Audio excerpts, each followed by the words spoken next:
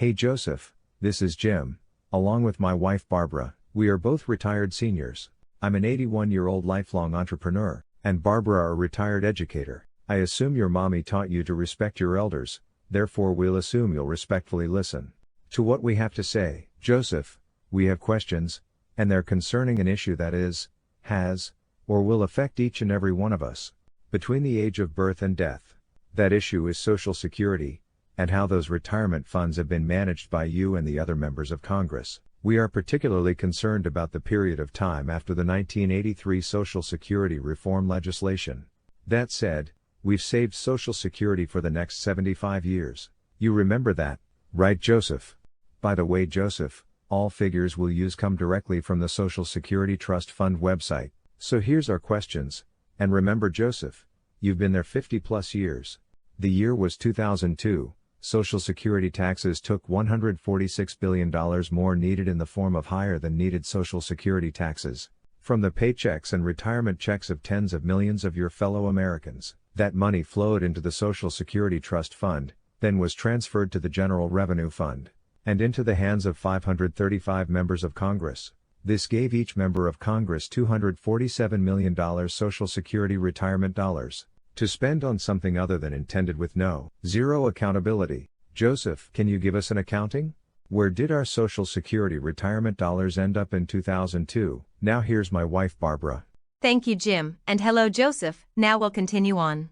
The year was 2005, and $162 billion in excess Social Security taxes flowed into the Social Security Trust Fund, once again transferred to the General Revenue Fund, and into the hands of 535 members of Congress. Each member, including you Joseph, had 303 million Social Security retirement dollars to spend on something other than intended, with no accountability.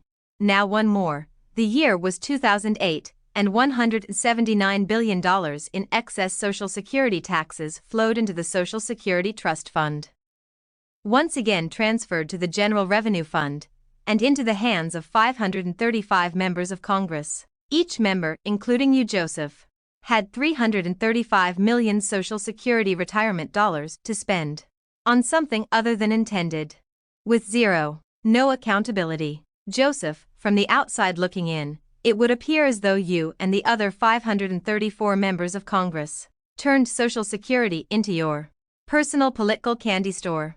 What say you Joseph? Now here's my husband Jim again to wrap it up. Thank you Barbara, and hello again Joseph. By 2021, tens of millions of working and retired Americans had lived up to their end of the 1983 Social Security reform legislation deal.